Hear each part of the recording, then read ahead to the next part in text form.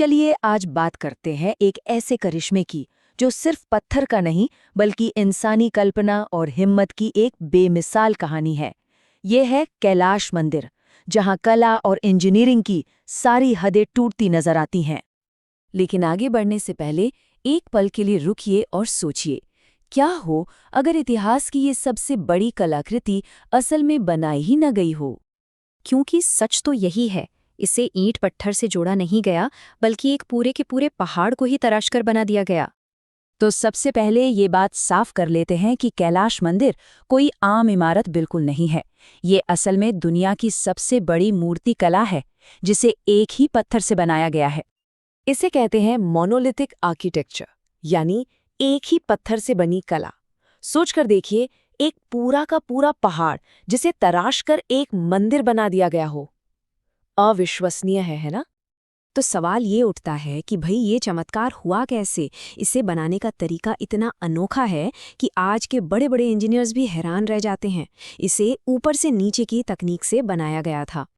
ये तस्वीर सब कुछ बयां कर देती है।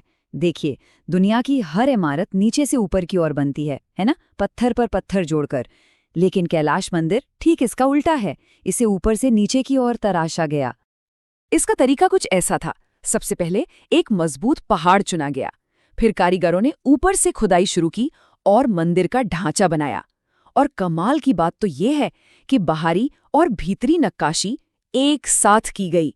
मतलब हर खंबा, हर मूर्ति, हर कमरा, सब कुछ उसी एक पत्थर का हिस्सा है। अंदाजा लगाइए, इसे बनाने में लगभग 2 लाख टन पत्थर को पहाड़ से हटाया गया था।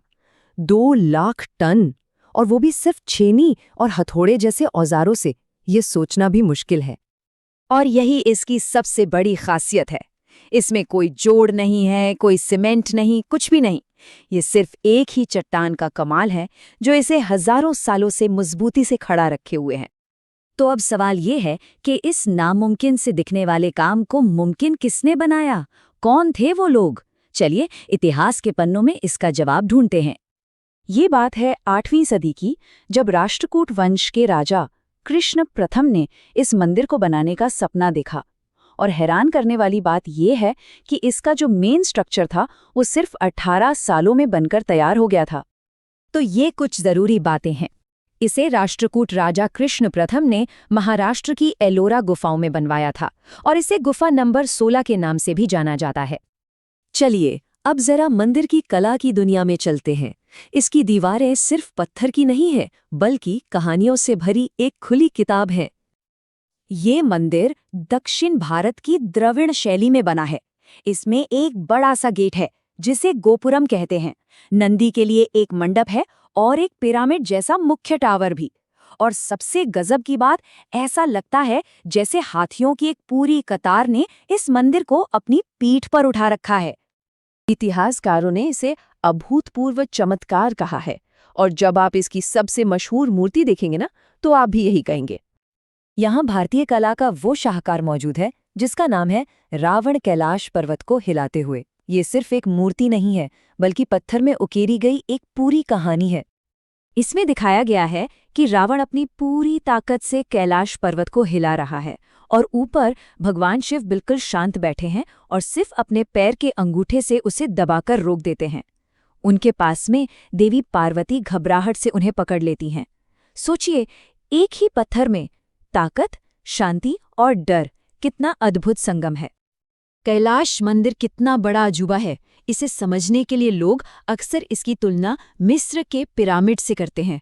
और जानते हैं, कई लोग मानते हैं कि इसे बनाना पिरामिड बनाने से भी ज्यादा मुश्किल था। सोचिए, पिरामिड बनाते वक्त अगर कोई पत्थर गलत लग गया तो उसे हटाकर दूसरा लगा सकते थे, है ना?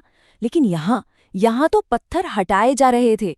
छेनी की एक गलत चोट और बस सब कुछ हमेशा के लिए खराब हो सकता था। मतलब गलती की कोई गुंजाइश ही नहीं थी।